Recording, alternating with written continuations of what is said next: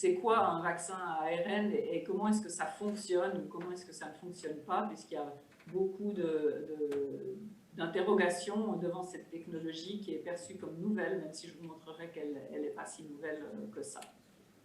Donc, si on repart de ce fameux coronavirus avec sa couronne et ses protéines de surface, il contient à l'intérieur un brin d'ARN qui code pour absolument toutes les protéines de ce virus. Et l'idée des vaccins ARN, c'est en fait de faire une sorte de pseudo-virus, mais pas au sens des virologues, au sens d'un leurre de virus dans lequel on incorpore juste la morceau d'ARN qui code pour la protéine de surface. On la flanque de régions qui facilitent sa lecture, qui empêchent qu'elle aille se mettre au mauvais endroit, etc. Et puis, on l'englobe, et c'est ça qui fait l'efficacité du vaccin, sinon l'ARN est extrêmement rapidement dégradé. On l'englobe dans une goutte d'huile, pour parler au public, ou dans des nanoparticules de lipides, puisqu'on est a priori essentiellement entre professionnels. Alors, ces nanoparticules de lipides englobant de l'ARN sont injectées directement, sans adjuvant, sans aluminium, sans mercure, sans préservatif, sans conservateur, je crois qu'on dit en français, sans etc., rien d'autre, simplement ces gouttelettes de lipides avec l'ARN messager. Et comme ce sont des lipides, ils vont, après injection dans le corps, les membranes, ces espèces de membranes de lipides vont fusionner avec les membranes cellulaires,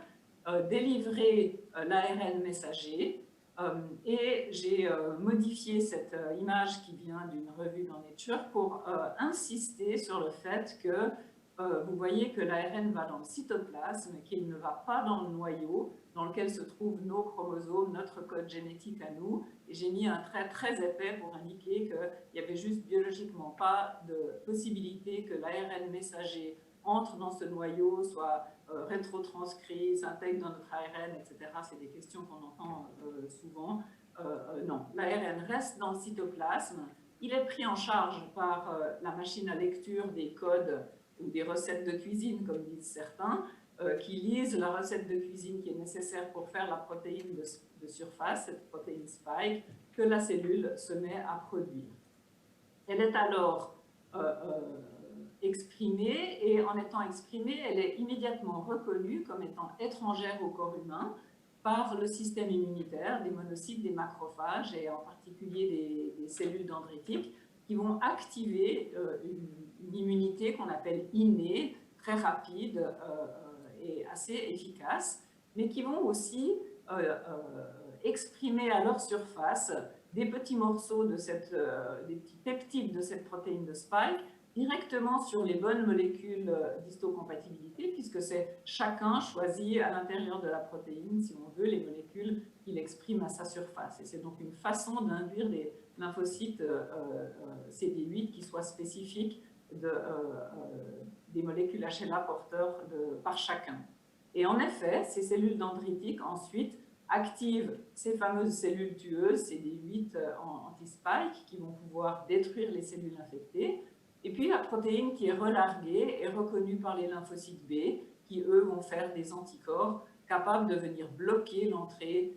du virus dans les cellules en bloquant essentiellement la fixation du virus au récepteur ACE2. Et puis, bien sûr, pour que tout cela dure plus que quelques semaines, les cellules effectrices deviendront des cellules mémoire B et T, de façon à ce que soit l'exposition, soit un rappel, s'il s'avérait nécessaire, puisse réactiver cette immunité de façon efficace. Alors, une des questions pour tous ceux qui sont surpris de cette nouveauté des vaccins ARN, dont il est absolument exact qu'elle est utilisée pour la première fois avec succès et à large échelle, mais qu'on connaît depuis longtemps, c'est de la comparer peut-être avec ce qui se passe quand on a une infection à SARS-CoV-2, puisque voilà ce que je viens de vous décrire, et à l'inverse, dans une infection à SARS-CoV-2, c'est l'entièreté du virus qui rentre dans la cellule et pas seulement juste l'ARN de la molécule de spike. C'est tous les ARN du virus qui sont libérés dans le cytoplasme et pas seulement juste l'ARN de spike. tout l'ARN est traduit en protéines, et bien sûr, des millions de virus sont relargués. J'ai dit des millions, je ne connais pas le chiffre exact, c'est sans doute des milliards,